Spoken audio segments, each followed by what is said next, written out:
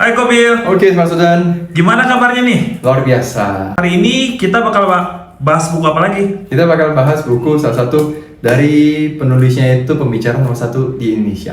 Siapa tuh? Namanya Pak Tung Desem Waringin tuh. Oh, Nah, judul bukunya Marketing Revolution. Langsung aja kita bahas ya.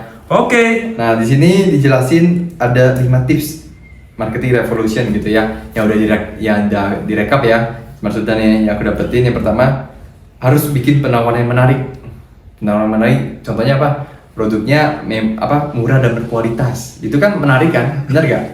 Terus juga contohnya dikasih diskon atau dikasih cashback atau program apa? Biasanya BOGO ya. Tahu gak BOGO? Gak tahu. BOGO tuh buy one get one. Oh. Terus juga yang kedua harus bisa dipercaya ya. Contohnya kalau misalnya ada garansi uang kembali kalau barangnya cacat atau rusak. Nah itu kan orang pun dari customer ngelihat bahwa kalau dari produk yang dia beli amit-amit cacat atau rusak, uangnya kembali, seneng dong harusnya. Nah itu terkait harus bisa dipercaya brand dari produk ataupun jasa yang diberikan. Terus juga kalau misalnya juga yang ketiga, lakukan penawaran dengan cara tepat.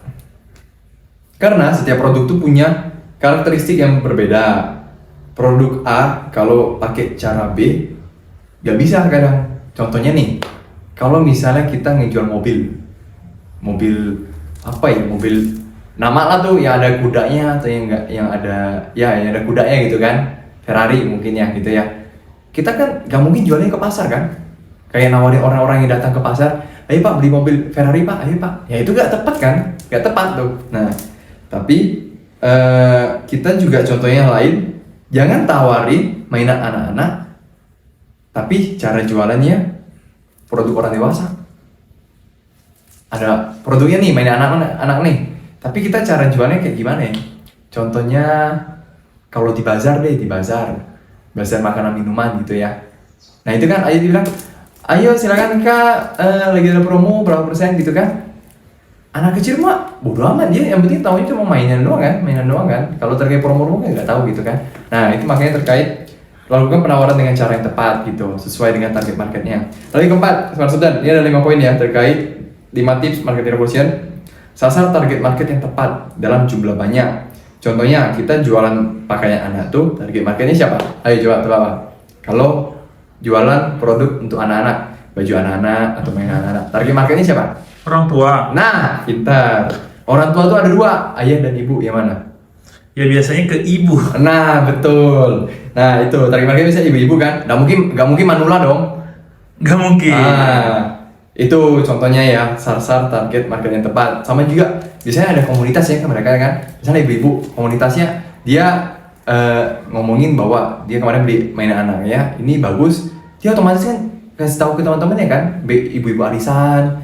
Nah, otomatis kan ibu-ibu arisannya pun komunitasnya kan banyak tuh.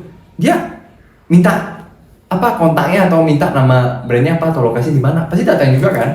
Nah, itu pengaruh juga tuh.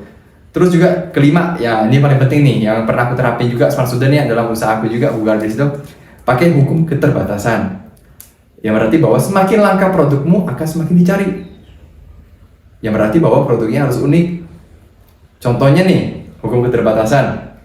Kalau misalnya kita kemarin nih bang, kita ke Pangalengan misalnya, Kebun Teh, bener kan? Kita Bener. kan butuh yang apa ya? Kalau dingin kan butuh yang hangat kan, kopi kan? Kita beli kopi di sana, di misalnya Pangalengan, sama kita beli di supermarket lebih mahal mana?